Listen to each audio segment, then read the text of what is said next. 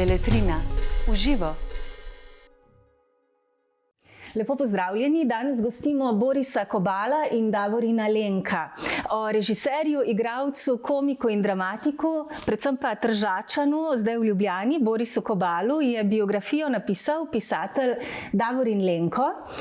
Boris, koliko lažje se je spustiti v ta projekt, vedoč, da imate ghostwriterja, ki je Kresnikov nagrajenec? Ja, to je že pol dela narejenega, ne? Jaz moram reči, da na nek način brez Davorina te knjige ne bi bilo. V nekem določenem trenutku, spomnim se tistega večera, ko smo bili v neki ožji družinskem krogu, sem govoril, da mogoče bi jaz kaj napil, pa ne vem, kako sploh se loti tega, tako naprej. Na kar je sam Davorin nekako očitno prisluhnil tej zadevi, prespal zadevo in se ponudil kot poslušalca, da rečemo tako poslušalca, zato ker sva naredila, ne vem, kakih 7 ali 9, ne vem, koliko jih je bilo, zelo dolgih, nekaj urnih intervjujev na različne teme, ki jih je Davorin pripravil, jaz sem pa zaprav, to sva snemala, jaz sem na to odgovarjal, na kar je Davorin to gmoto, ne, kar ni enostavno, ker je tudi čisto fizično delo, poleg umskega, spravil v neko smiselno celoto. In potem sva se dogovorila, kako naprej, razvijala sva še teme, jaz sem sam pol še določene stvari napisal, nekaj stvari je Davorin sam napisal. Naletela sva že pri prvem, bi rekel, poizkusu, da predlagamo Beletrini Urbanu, ki se mu zahvaljujem, da je takoj prisluhnil. Očitno je videl neko možnost, nek material pozitiven v tej zadevi. Zato sem mu hvaležen, ker je takoj rekel, ja, pejmo naprej delati to zadevo. In to je eno leto seveda ratavalo, da rečem tako. In knjiga je zdaj tu. Saj sem šokiran, da sem jo danes tudi jaz prvič videl. Moram verjeti, da sva napisala knjigo, da smo pogoče celo. Gre za biografijo, se pravi za portret, a vendar je vsaj do določene mere spisan kot intervju, kot vodeni monolog, pravite, Davorin Lenko. Zakaj ste se za to odločili? Za knjigo ali za formo? Mogoče sem želel iti malo izven teh, kako bi rekel, standardnih oziroma najbolj pogostih oblik, ker že takoj, mislim, jaz ne morem pisati v prvi osebi stališča Borisa. Če pišem v tretji osebi, Boris se mu je to zgodilo, potem to zgleda kot neko poročanje, ki je spet preko prizmo mojega dojemanja, ne? In na koncu sem pravzaprav želel biti malo bolj, kako bi rekel, surov, ne surov tako kot grob, ampak želel sem obdržati čim več nekega surovega, grobega materiala, ne? In to je pa v bistvu prepis intervjuja, ne? Mislim, da četrte opcije pa že ni več ostalo. In poskušal sem pač čim bolj sicer mislim, da v etnologiji oziroma kjerkoli se uporablja ta besedna zveza in situ, ne, torej kot je, is, ne. To mi je v bistvu zelo všeč princip bil tukaj in se tudi tega malo držal. Torej, čim manj samega posebgina v tekst, v sam prepis intervjuja, tudi določene zadeve, ki so, ko recimo človek začne stavek, pa pride kakšen lapsus, pa v bistvu tega ne popraviš, ampak gradiš naprej na tem. Se mi zdi v bistvu taka zelo živa, življenjska, zelo živa pripoved, živ tekst. Da ohranjate ta način govora. Se pravi, biografija razgrne otroštvo v Trstu, gre do delovanja v Slovenskem amaterskem gledališču Tržaškem, čez akademijo do profesionalnih gledaliških in televizijskih del. Nekje zapišete, da vam je oče dal to neko anksioznost, da vas je vselej bilo strah zanj. Bil je igralec, dober igralec, nagrajevan igralec. Kako se ga spominjate? Ja, se ga spominjam, verjamete ali ne, mislim, da je 33 let, odkar ga ni več. Jaz mislim, da se ga spomnim vsak dan. Nekaj se zgodi tekom dneva, kar me enostavno asocira na njega, če nič drugače. Spominjam se ga kot zelo mehkega in ljubečega človeka in na nek način se ga zelo pogrešal, ko ga ni bilo več. Seveda se ga pa spominjam kot otrok, kot človeka, ki je bil recimo v kuhinji, oba sva sedela v kuhinji, po kosilu, popoldne recimo, ob 7 zvečer imel spet vajo ali pa predstavo in imel vedno nek tekst v rokah, nekaj, kar je počel. In jaz sem to opazoval, tako bi rekel, iz nekega kota. In sem gledal očeta, ki hodi gor pa dol, ki nekaj govori tako potiho, tekst, seveda. Predvsem pa, kar je bilo za otroka bolj zanimivo, je, da ob tem delal neke čudne geste in čudne grimase, ne da bi se pačil, ampak videl se je, da postaja nek drug lik, da je v tistem momentu. In je to prehajanje stalno med njim kot njim in likom, mene to zelo fasciniralo. Ne? In seveda, iniciacija je bila tu, anksioznost je bila v tem smislu mi nekako uročena, zato ker je bil stalno v nekem minimalnem strahu in negotovosti za vlogo, tudi za eksistenco. Takrat se je živelo precej slabo v gledališču Tržaškem. Plača je bila, ni bila, so prišle, niso prišle. In ta negotovost se je nekako dobila prostor v moji psihi otroški. Tako da sem recimo bil vedno nekako v strahu za očetom. Bodi si, a bo speljal vlogo na odru, se bo zmotil, kaj če se zmoti, kaj se bo zgodilo, se bo vse ustavilo, kaj bojo ljudje rekli, bojo žvižgali. Mislim, recimo, to je ena opcija. Ne? Ali pa recimo, če ga ni bilo domov, recimo dolgo, ne? Veš, po vajah, igralci še malo kaj posedijo, kaj takega, kaj spijejo, ni nujno. Ampak jaz vem, to sem tudi napisal, ne? Mi smo stanovali v prvem nadstropju. In da ste ga spoznali po korakih. Ja, po korakih. Jaz sem videl vežna vrata, kako se odprejo in način, ritem, kako se zaleputajo. To je on. Se nisem nikoli zmotil. Nikoli zmotil. In dokler ni prišel domov, nek način, takrat sem se jaz umiral. Ampak to je, če biti mečken negativen, ne, pri vsej lušni zadevi, je v meni sprožilo neke klice anksioznosti, ki so se potem v letih seveda kar ojačale. Veliko ste ga spremljali tudi na vajah. Dobro, pa že prej v otroških letih, ampak dal vam je tudi to vero v neko moč gledališke domišljije in se mi zdi, da to, Davor in Lenko, vi posebej večkrat naznačite v biografiji. Se vam zdi to nekaj, kar je na nek način do določene mere tudi formiralo otroka? Mislim, koliko pomemben motiv se vam to pri portretu Borisa Kobala zdi? Mislim, na to lahko odgovorimo vsaj dvodelno. Prvič, ker imam tudi sam precejšnje težave z anksioznostjo in mi je to v bistvu znano, ta princip. Da se je prava dva dobila. A smem omeniti nekaj, kar vi tudi v biografiji zapišete, da imata oba istega psihiatra? Ja, res je. In škoda, da ga ni tu med nami, da bi naju nekako tako vodil. Mogla dva moderata. Izvolite. Ja, mislim, mogoče oseba, ki ima več izkušenj s tem, z anksioznostjo, mogoče malo više kot standardno, potem tudi zna začutiti bolj te začetne vzgibe, mogoče zna bolj osebo na to napeljati oziroma postaviti kakšno takšno vprašanje. To je moja teorija. Zdaj, kar se tega tiče, sem želel reči pa eno stvar, to je pa ta, da mi je bilo v bistvu zelo fascinantno tudi glede tega začetnega obdobja Borisovega, ker jaz imam do določene mere manjko gledaliških izkušenj. In mi je v bistvu bilo zelo fascinantno to delo, ko se v bistvu na isti točki, kar se tiče recimo zgodbe, prepleta otroštvo, ki je v vsaki biografiji pač izjemno pomembno, anksioznost in gledališča. In to so te tri stvari, ki tvorijo to gmoto. In ja, mislim, po eni strani veliko izkušenj, po drugi malo manj in se... Omenjali smo vašega očeta, omenimo, da je vaša mama, ki jo označujete kot zelo prizemljeno žensko, se pravi neko gospo z občutkom za realnost, delala v gostinstvu. Kar je pa mene pri tej recimo biografski zgodbi morda malo kot bralca presenetilo, da je teh 10 let vodenja mestnega gledališča ljubljanskega, uspešnih 10 let, 2 mandata ste bili direktor, razmeroma razmeroma malo. A je to mogoče razlog v tem, da ste se v določenem obdobju nekako odvrnili od gledališča, dobili določeno averzijo, ki jo omenjate?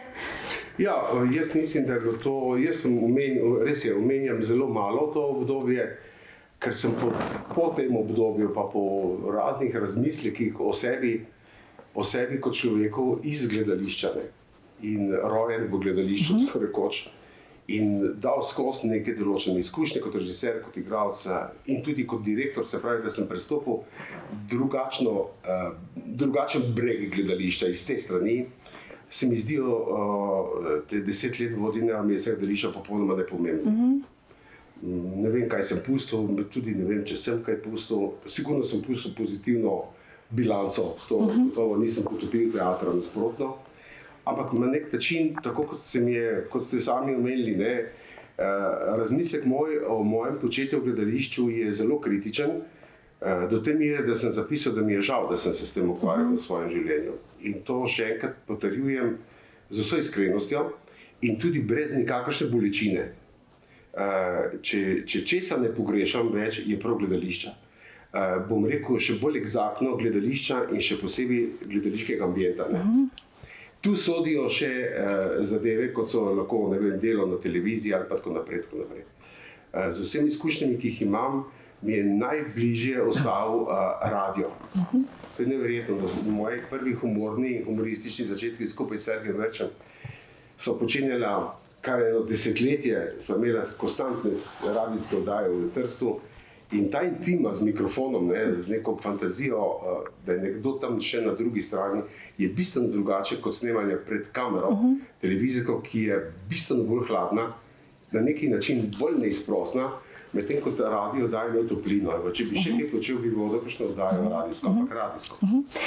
Omenjate vašega prijatelja, dolgoletnega Sergeja Verča, ampak nekje pa tudi Davorin Lenko zapišete, se pravi o Borisu, da ste mu nekoliko zamerili, ko je tako hitro opustil po akademiji svoje gledališke ambicije in se zaposlil na radiju takrat. Ja, se mi je zdelo na nek način absurdno. Konformistično? Ne vem, jaz sem celo zapisal neko besedo, ki ni lepa, ziharaštvo mogoče. Sergij je celo življenje želel biti režiser, on je šel na akademijo, tako rekoč skupaj smo šli na akademijo, s tem, da je bil Sergij 7 let starejši od mene. Pa se mi je zdelo, ujel je akademijo za rep, se pravi pri omejitvi starosti, dokdaj lahko se upišeš na akademijo. To ne vem, kako je danes, takrat je bilo tako. In potem kar naenkrat po 2-3 poskusih, ki so bili uspešni, manj uspešni, se mi zdi, kot da je vrgel iz tega vidika puško v koruzo in to se mi je zdelo meni. Nisem razumel, zakaj enostavno. Če si prišel do sem, zakaj ne? Glede to, da bi Sergij trnat človek in borben človek, ni se pustil tako nekako. Ampak tle je na nek način, se mi zdi, kot obupal nad ambientom, nad situacijo, ne vem nad čim. Želel je postati intendant nekega gledališča, pa pravite, da teh organizacijskih vzvodov ni imel toliko kot recimo vi. Tudi to, kar sva imela skupno aventuro v Tržaškem gledališču kot ko-direktorja, samo za eno sezono, je to bilo tako klavrno in tako klavrno se je končalo, ko da Sergijo ta želja se ni izpolnila. To je bilo takrat z Jašo Jamnikom, Vitrije za eno sezono, potem ste pa pač demonstrativno odstopili. Zapustili, ker smo cenzurali. Ja. Dobro, omenjate seveda, da ste bili dolgo nesamozavestni, da vam je šele politična satira, po kateri ste izjemno znani, dala to potrebno samozavest. V kakšnem smislu? Da v bistvu ne zmrzneš pred avtoriteto? Tudi to, ampak v bistvu bolj v tem, da je, če že počenjaš politično satiro, da je potrebno stališče. Ti se moraš za neko stališče odločiti, govorim tudi v življenjskem smislu, v svetovno-nazorskem, če želite tudi. Neko stališče mora človek imeti, iz katerega zornega kota potem govoriš svetu. Ni nek kolonkvizem. Govorim, danes gledam to politično satiro, kar je, v glavnem je ni več. Pa se mi zdi, da je una majčken tle udaren, pa majčken tle udaren, pa malo posred, pa malo polev, pa malo pošrek, pa to To ni nič. Neka uravnilovka. Neka uravnilovka, mogoče je tudi zahtevana, ta uravnilovka iz strani nam vse ljube hiše, ampak seveda to je potem, bi rekel, to ni nič, no, zame to ni nobena politična satira, ki zadovoljuje vse okuse. To nima veze, politična satira je nekaj najbolj krutega, kar obstaja, udari, ugrizne, zapusti rano in jo pusti odprto. In jaz sem skozi nekaj leta, tako rekoč nekega, niti ne vem, kako se je to zgodilo, prišel do nekega zaključka, da če hočem to početi, potem moram početi kot človek, recimo, bom rekel z besedo, ki danes ne pomeni več nič, recimo, da sem levičar. Ampak to zelo splošno povedano, levičar. In od tu govorimo celemu svetu. To pa ne pomeni, da govorim proti desni. V glavnem sem svojo satiro usmerjal levici, ker je tu bilo gnilo. Moj del je gnil, ta del razkrivaš. Toč po desnici je zelo enostavno. So pač na uni strani in točeš po njih. Me ne zanima. Zanima me moje telo in rane na mojem telesu. To je treba razširiti, zasoliti in videti, a se bojo še zagnojile na levici, ali pa bojo obrodile kaj, ali pa bomo še kdo prisluhnil. Ne gre za vzgojno moment. Gre enostavno samo, da vem, mogoče po šekspirijansko povedano, da ti postavim špego. Veliko nekako poudarka dajte tudi temu recimo razmerju med tržaškim prostorom in neko ljubljansko kotlino, se pravi tej veliki razliki. To je mogoče druga poanta, ki jo bralec opazi. Davorin, kako pomemben motiv se vam zdi to pri Borisovem portretu? Mislim, da je zelo pomembno. Vse zadnje tudi to odseva sam naslov knjige 100 km, ki označuje razdaljo med Trstom in Ljubljanom. Mislim, kar se tiče Borisove zgodbe, ta prehod se je vendarle zgodil oziroma začel dogajati v teh formativnih študijskih letih, v katerih se pravzaprav vsi nekako formiramo v osebe, ki postanemo pozneje, ne. In pravzaprav to označuje neka geografska razdalja, neka mentalna razdalja. Skratka, je zelo, kako bi rekel, osebno in literarno hvaležna tema. In seveda človek veliko lažje pove nekaj o nečem, če to primerja z nečim drugim. Lahko samo nekaj dodam. Pa še ta vsa satirična kultura izhaja iz italijanskega prostora, kar absolutno večkrat poudarjate. Absolutno ni za nas. To povem nekje na koncu knjige. Mi smo imeli, mi zamejski Slovenci, to se je najbolj izrazilo v športu.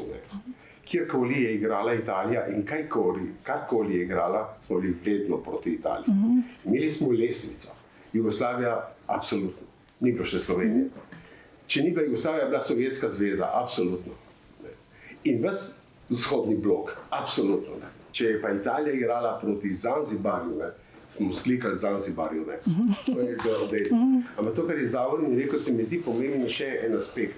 To, da je Davorin vodil te dialoge in ta razgovor, ki sva ga imela, je tudi bilo zelo pomembno iz enega drugega stališča. Prav to, da on, ki je prišel z drugega konca Slovenije v Ljubljano, tako kot jaz, na začasno delo v tujino, tako rekoč. In to je bilo perfektno, ker on o Trstu, o meni, o zamejstvu ni nič vedel. Govoriti njemu, ki me je večkrat rekel, čak, ne razumem, kaj je to ta organizacija, kaj je zdaj to, kaj je to. Razlagati nekomu, ki ne pozna zadevo, je odprlo knjigo.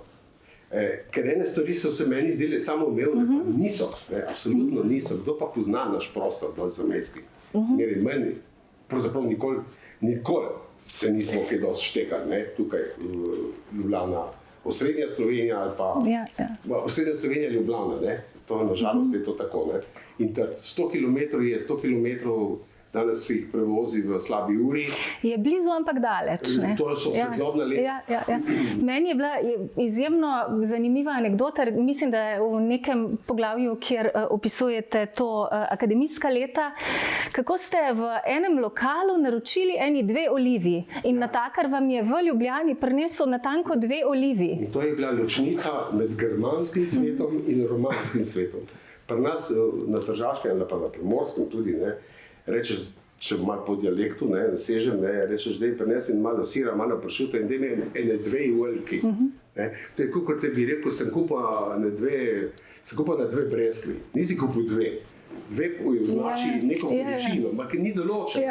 In tukaj mi je prinesel, ko sem rekel, da bi prinesel 2 oljki, 2 olivi, 2 je prinesel. Zdaj ste vedeli, da ste v drugem svetu. Da sem v Germaniji. Ja. In ste se zelo težko navadili, čeprav na koncu ste pa se pišete. Res. Knjigo začnete in medias res, se pravi pri enem dogodku, ki je na nek način sprožila afero in vzbudila zanimanje široke publike, tudi ne gledališke.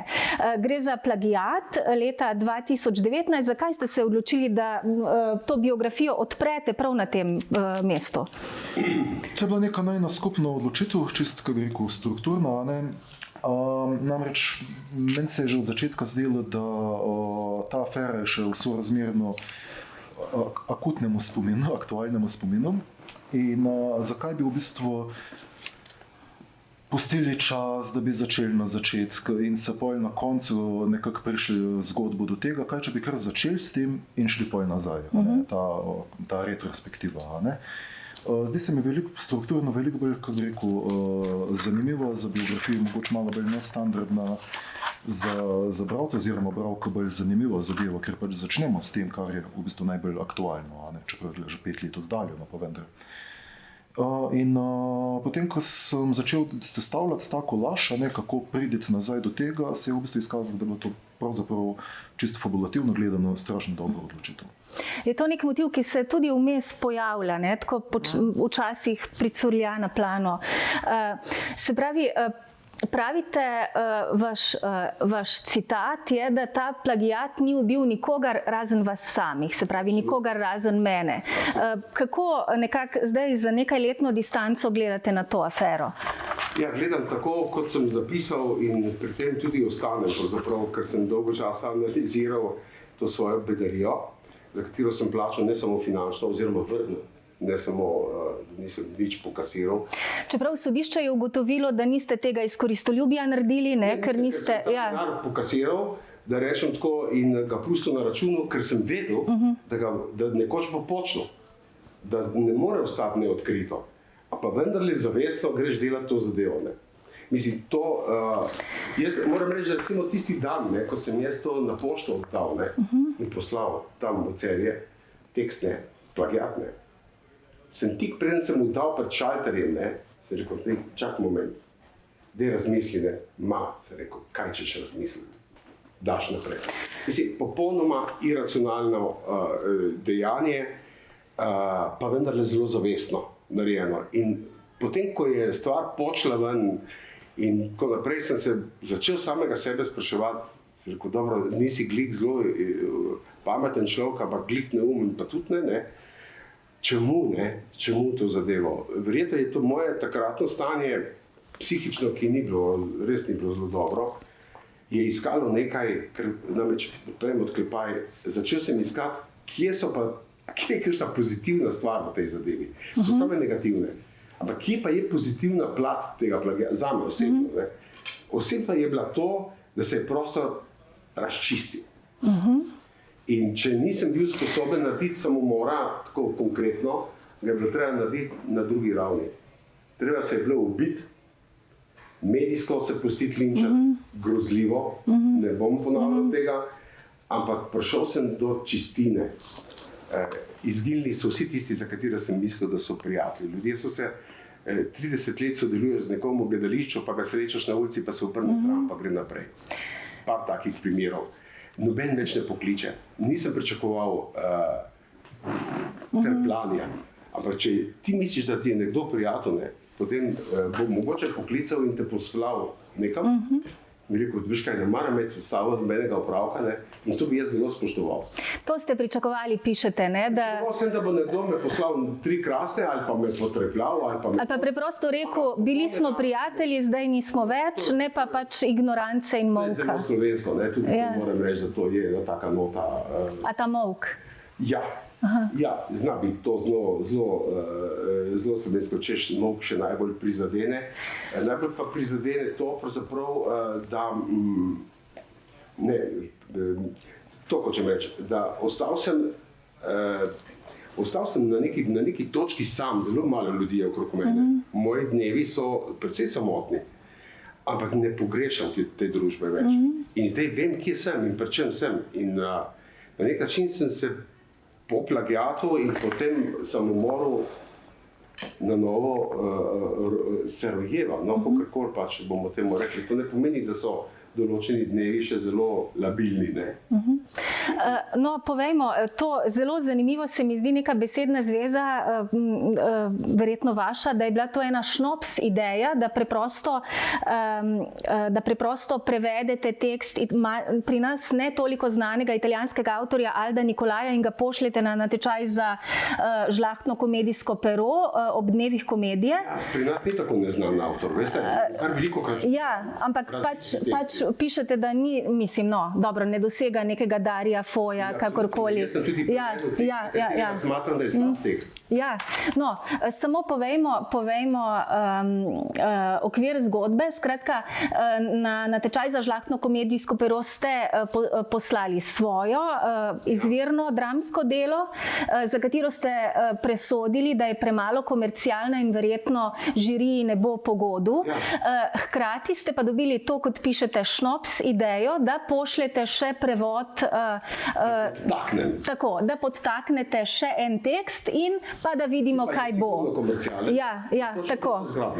Ja, in vas je poklicala Tina Kosi, upravnica takratna Celjskega gledališča, in vam je sporočila, da bodo dali ta tekst Alda Nicolaia na repertoar, niso ga pa nagradili. In pravite, no, skratka, takrat ste zamudili priložnost, da bi rekli, da je bil to štos. Tudi potem ob premieri, pred premiero in na vajah niste, skratka ste bili tiho in potem pa je bilo že prepozno, dokler ni Marko Sosič ob neki reprizi to prepoznal in zamerili ste pa mu, da ni najprej vam povedal, da je naredil pač to afero z druge strani. Če morda še malo o tej zgodbi spregovorite. O izdaji, ker smatram, da je to izdajalstvo, ne bom nič govoril, ker je Marko Sosič mrtev. Res mrtev. Pred enim letom. O vsej ostali zadevi je bila narejena z neko določeno ihto, seveda ne, ala šnops ideja, kot sem rekel, češ, tisto, kar me je prizadelo. Me je prizadelo to, da kada sem spraševal magistro iz Celja in še ostale doktorje teatrologije, ali so prebrali tudi moj tekst, tisti ta pravi, ne. Sem prišel zelo do hitrega spoznavanja, ker poznam zelo dobro Tangen in sem v tisti žiriji sedel 2-3 mandata tudi, tako da sem tudi jaz sodeloval in poznam, kako so mehanizmi. Sem gotovo, da niso prebrali teksta, ker so bili odgovori zelo flah. Ja, to bi bilo treba še enkrat prebrati. Veš kaj, to bi treba majčkeno se usesti. Ko dobište odgovore, bodi siguren, da noben ne pozna zadeve, ne. In potem se je rekel, pol pa fasajte si eno komercialno zadevo, ne. To, veš, tako. Skratka, in niso razpoznali, ne? Niso razpoznali, sej verjetno tudi razumljivo, da so razpoznali, ne. In skratka, potem pa je šlo tako, kot je šlo, ne. Je šlo res. Bi moral porabiti zelo vulgaren izraz, ampak ga ne bom, ampak si lahko mislite, kam je še pa šlo, ne. Ampak ima občutek, da ste se odvrnili od gledališča dejansko, tudi pač recimo intimno, čutite neko averzijo do tega okolja, šele po aferi s plagiatom? Ne. Jaz sem to zadevo kuhal že nekaj let prej. Kuhal sem že leto prej in sem ugotavljal, da z muko počenjam zmeri bolj, počenjam to, kar počenjam, recimo, da sem režiser. Zmeraj težje mi je bilo se ukvarjati z odrskimi zadevami, dopovedovati neke zadeve, prepričevati neke zadeve, argumentirati neke zadeve. Še posebej, če imaš na drugi strani neinteligentni. Igralci so lahko neinteligentni in zelo talentirani, lahko so pa zelo inteligentni in netalentirani. Tako da to ne igra, ampak enostavno začelo je biti to odveč. Ne vem, to delo režiserja se mi je zdelo eno neumno delo, to besedo. Če že razumem igralca, da je na odru in da stoji, sem se spraševal, kaj pravzaprav režiser počenja.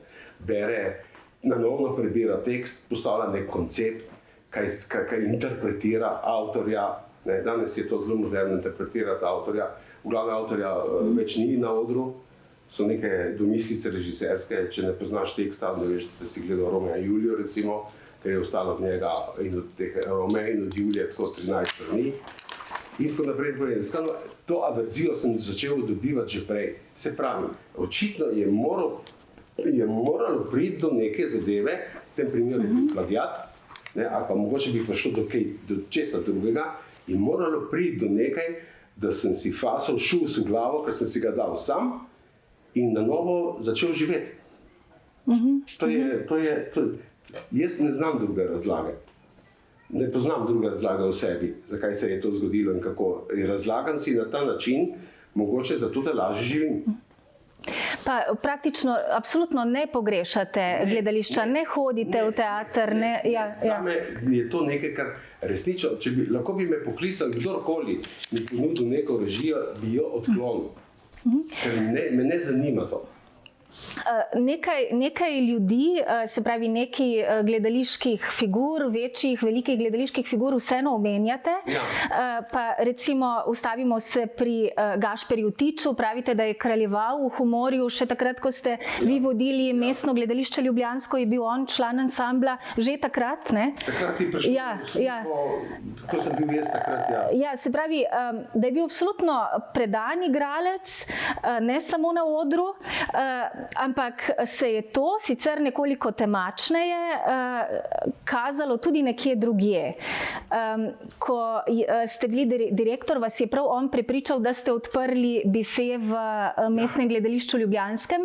Nekateri so bili proti, ker da se vse stvari kuhajo že v bifeju ljubljanske drame in da v tem smislu naj ne bi imelo mestno gledališče tudi enega takega bifeja, ampak ste ga na koncu vseeno odprli. Skratka, in tam je tudi Gašper Tič kraljeval, imel je celo svoj stol, pišete. Ampak kljub vsemu pa mu niste ob določenih momentih vsi skupaj gledališki ljudje povedali nečesa, kar bi mu, ugotavljate, morda morali. Ja, Gašper je bil meni zelo ljub človek. Še danes nisem prebolel ne njegove smrti, ne tudi načina, se mi zdi grozljiv, ne niti konteksta, v katerem se je to zgodilo. In eden od kontekstov te smrti je pravzaprav tudi bife mestnega gledališča. Seveda je Gašper tam kraljeval, štosiral humorno in vse prej, ampak seveda prihajale so na dan tudi drugačne substance, poleg alkohola. Nekje sem slišal v mestu, če rabiš robo, pej v mestno gledališče. V mestno gledališče so prihajali tudi mladoletni ljudje iz ceste, ker se je tam mogoče dogajalo tako in drugačno življenje. In Gašper je tudi tukaj kraljeval, na žalost. Gašper je imel hude probleme z depresijami, z raznimi zadevami, obiskoval je, pogovarjala sva se dolgo o tem, poklical me je večkrat, jaz sem njega poklical, sedela sva na nabrežju in se pogovarjala in tako naprej, ampak Gašper je tako na hitro preboleval in na hitro spet padel in se zaciklal v te kroge. To, da se je dogajalo v mestnem, kar se je dogajalo, ne razumem, da se je dogajalo in ne razumem, da ni nihče ukrepal. In tisti, ki smo bili prijatelji Gašperju Tiču, se je zgodilo podobno, kaj se je zgodilo meni. Smo ga samo trebljali. Je bil vedno perfekten. Vedno je bilo perfektno, nikoli mu ni očitno nobeden povedal ksik. Ustav se, umir se, kaj se ti dogaja. zakaj se ti določene stvari dogajajo, ustav se, ali pa se od tebe distanciram. Vem, da so se eni celo distancirali od njega, vem, da so se. Ampak mi smo pustili, da to teče naprej tudi pri Gašperju in Gašper je bil 17-krat zaklan.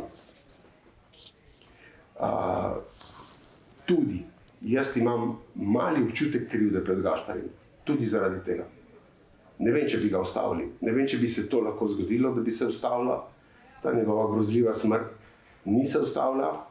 Na dan, ko je ležal mrtev, sem ga čakal na Nabrežju, ker so bila zmenjena ob 11. zjutraj in sem pol slučajno zvedel, kaj se je zgodilo. Rezultat vsega je, da so prepleskali bife mestnega gledališča, prostor je očiščen, karavan se raj gre naprej.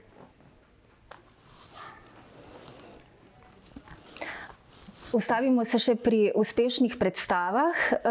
V začetku 90-ih ste v drami režirali Za narodov blagor. To je bil muzikal s cirkuškimi elementi. Se pravi, songa je pa spisal Boris A. Novak in kritike so bile negativne. Takrat je pa isti tekst na oder mestnega gledališča pa postavljal Mile Korun. Seveda po svoje klasično postavitev, to so pa pač vsi hvalili. In na nek način se vam je zdelo to precej nepravično kritiško razumljeno. Jaz sem postavil Za narodov blagor tekst satiričen, ki govori o dveh taborih slovenskih, ki išče svojega vodjo, se pravi, gre za neko volilno kampanjo, imenujemo tako, ne. Sem postavil leta 92, se mi zdi, 93, sem postavil v cirkus, dobesedno v cirkus, v cirkuško areno. Mogoče z nekimi znanji iz Zahoda, ker tukaj še nismo bili glika na novo osvobojeni, a ne? In sem gledal, kaj se dogaja na Zahodu, kadar so volilne kampanje. In so cirkusi, Play Americo, recimo. Verjetno je bilo to prezgodaj tukaj to postavljati na ta način in seveda slovensko vidi, da se mu je nekdo dotaknil Cankarja, ne. To je Cankar. Kaj pa je Cankar, ne? Kaj pa je Cankar, ne? Noben ne zna odgovoriti, kaj je Cankar. Je Cankar, ne vem, to, kar je delal Milev v Celju, ali pa ne vem, karkoli. Je Cankar to, kar je delal Slavko Jan, klasične predstave. Je Cankar to, kar je Cankar sam gledal v svojem času, kar je še uspel videti, če je bil trezen. In je to Cankar in kaj ni Cankar. Mislim, kje smo mi, Slovenci, z Cankarjem, z človekom, ki je postavljal grozljivo natančne diagnoze o slovenski duši, glavnem z avtodestrukcijo. Ja, zelo pesimističen avtor, ne? V nekem zelo zanimivo, tudi v določenem poglavju naštejete celo vrsto etabliranih slovenskih literatov, se pravi pesimistov, melanholikov in potem kot nek primer recimo vedrega avtorja, recimo najdete Linharta, potem pa spet dolgo nič, ne? Tako da ja. Zanimivo ta nepotreba po iskanju komičnega in duhovitega ali pa komedije kot take. Poglejte, kje je Linhart in kdaj nastane recimo doba, recimo, kjer se majčken takole začne omigati stvari, čitalnic recimo, pa Cankar, ki vprašanje, če je humoren, je pa zelo politično satiričen, ne. Pa pol imamo spet dolgo luknjo, pa mogoče tista luknja do Partljiča. Ježek je tako tragičen, žalosten. Pesimistični humorist. Zato pa mi nismo mogli v Trstu Serbijem segati po slovenskem prostoru, ker Ježek nam ni dal nič v tem smislu. Pač pesimističen humor, ja. No, zdaj omenimo še te zelo uspešne predstave, recimo Hlapci v tržaškem gledališču, izjemno uspešna predstava. Leta 92 Češnjev vrt v Trstu z Miro Sardoč, z Minuk Juder. To sem še jaz na Borštnikovem srečanju v otroštvu gledala. Ja. Potem Afrika, seveda ne moremo mimo Afrike, Ali na svoji zemlji, vašega izvirnega teksta, ki ste ga pisali na roke. Ja, imam še doma rokopis. Vse je napisano na roke, nisem v računalnika. 94, 95, vse ne vem, koliko je bilo še takrat računalnikov, verjetno bolj malo, ampak za me je bilo to neko orodje, ki sem rekel, jaz tega ne bom nikoli imel. In sem pisal vse v zvezke. Tako, hodil sem po cesti, si lakšna ideja, pa sem si jo zapisal. In to mi je omogočalo, da sem potem v fazi prepisovanja na pisalni stroj, prav klak, kaj klempaš, se misli še dodaja. Afrika je bila ena taka, bi rekel, rekvijem zamejski. Sicer strašno uspešna, strašno pomorna, ampak tisto, česar jaz ne bom nikoli pozabil, je, da ko je bilo konc predstave, ko je bilo konc vseh aplavzov in so igralci šli dol z odra, ni bilo več menega, so ljudje še sedeli v dvorani, klebulili v prazno predstavo in marsikdo je jokal. Pri vsej komediji. Nekako sem ulovil geist, kot se temu reče, zeitgeist zamejskega prostora in umiranje tega prostora skozi neke dogodke, ki so se zgodili, pa tudi zamejski veljaki, gospodarstveniki so mi pomagali, ker so v bistvu spravili v propad. Vse, kar je bilo pozitivnega še na našem koncu. Tako da je to bila, ne vem, eno znamenje časa pravzaprav in ujel sem slučajno to zadevo in ja. In kljub temu, da ste imeli precej uspešnih predstav, pravite, da ste vse svoje ključne, najboljše predstave naredili v Trstu. In zdaj nočete več stopiti v tržaško gledališče? Ne, nikoli več. Sem celo prosil mamo, dokler je bila živa in moje otroke, da če bi slučajno takrat umrl, in če bi slučajno želeli delati kakšno žalno sejo v Tržaškem teatru, jo prepovedujem. Ne želim niti kot mrtev biti tam. Tako se mi je zagnusla ta situacija tam nedol. Ampak vprašanje sem pa zdaj pozabil. Ne, da pač skratka, kljub temu, da ste uspešne predstave po vaši presoji najboljše tam naredili. Ja, zato ker pač človek je rojen v enem koncu, ki ga pozna do obisti. In verjetno je ta kreativnost, vse to ni pravilo, absolutno ne. Sem vedno gledal teater, tako kot otrok, sem teater gledal iz tržaške perspektive. Kar je bilo tudi veliko minusa v tem, ker nisem na začetku videl drugega kot tržaški teater. In šele potem začenjaš gledati druge teatre, v slovenskem merilu, v slovenske, ljubljanske in tako naprej. In vidiš, da je tržaški dober, ampak da so dobri tudi tukaj, mogoče celo boljši nekatere stvari, nekaj slabše. Ta primerjalnost se zgodi potem, ampak imprinting je pa tisti na začetku, in tisti je verjetno ostane v dnu duše zapisan. Zato verjetno so se tam rodile najboljše stvari, verjetno. Vse so se tudi tukaj kakšne dobre, ampak tako. Davor in Lenko, a se strinjate s tezo, da tudi avtorji biografskih del na nek način pišejo svojo avtobiografijo, ko govorijo o življenju nekoga drugega? Se pravi, vseeno ste vi tisti, ki ste poudarili določene dele, recimo izbrali citate.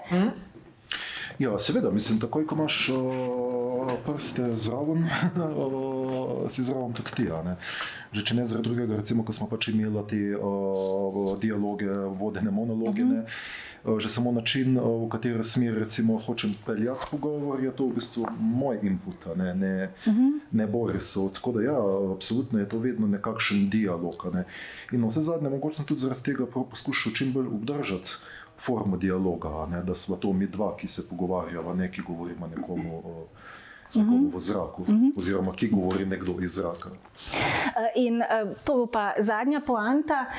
Na določenem mestu ste izpostavili tudi Borisa Pahorja, veliko figuro tržaškega prostora in svetovnega. Bil je vaš profesor italijanščine na učiteljišču in skratka zmeraj vas je podpiral. Tudi potem po plagiatu, se pravi, ni ostro negativno reagiral in v določenem obdobju sta zelo tesno sodelovala, vi že kot režiser, on kot takrat slaven pisatelj, sta se srečevala v eni tržaški kavarni in snovala postavitev njegove nekropole. Ja. Igral je Pavle Ravnohrib in izjemno uspešno predstavo ste uspeli narediti. Ste na to kot recimo gledališki režiser ponosni? Ja, absolutno. Absolutno. Že delo z njim, srečevanje z profesorjem, pač profesor smo mu rekli, je bilo prav smešno na neki točki. Ne. Mi smo se srečevali ne v Trstu v kavarni, ampak na Proseku, se pravi. Na Krasov, to ni daleč od prostora, ker je on stanoval. Ne. In zmeraj je pil kapučino v kozarčku. Ni sploh naročal, on se je sedel in je prišel kapučin, ne. Ampak ni prišel samo kapučin, ne. Prišel je tak kup knjig, italijanščini, prevedene njegove dela, ker so ljudje puščali v tej kavarni tekste in besedila njegova knjige, zato da jih je on podpisal. Je rekel, no, nimam jaz časa, takrat je imel 98 let. En dan sva se dobila pozno popoldne, ker je prišel z Nanosa. Pri 98 letih je šel z rukzakom na Nanos in nazaj dol. Jaz v tisti klanc, če bi šel peš na Prosek, bi prišel z jezikom do Tav. On je prišel iz tega. Pa še eno navado je imel, to moram povedati. Kamorkoli smo se dobili, kjerkoli, se je najprej opravičil, vzel vrečko eno in šel na WC. In tam se je prevlekel spodnjo majčko, ker je rekel, da je malo se prešvical in da je rekel, da je on toliko dolgo živ še vedno zaradi tega, ker ne smeš biti prepoteten, se moraš stalno, recimo te njegove. In v fazi pisanja dramatizacije Nekropole ste roman prebrali 16krat, se pravi velika avtoriteta se vam je zdel Boris Pahor že od mladih nog. Nekaj treba, če hočeš iz romana, ki ima 300 strani, potegniti ven 20 strani, 22 jih je bilo treba potegniti ven, zato da je predstava trajala tam uro 20 recimo, ne, ker dlje ne zdržiš, ker je mono. Je treba roman znati na pamet. Kje je kaj. Ampak že preden sta se prvič dobila, ste pa zapisali, da ste ga prebrali pa 4krat. Tako da Nekropola sem se ga lotil ne samo zaradi tematike taborišč, ki mi je zelo ljuba v tem smislu. Ljuba, se razumemo, ne?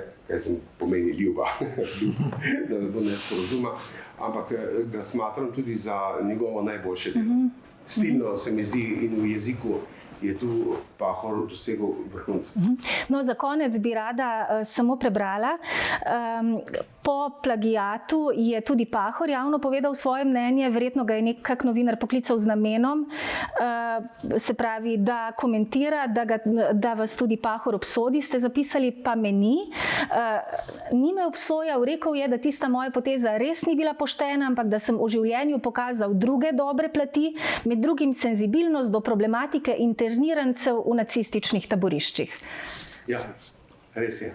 In kako zdaj gledate na to njegovo potezo, komentar? Sem mu zelo hvaležen.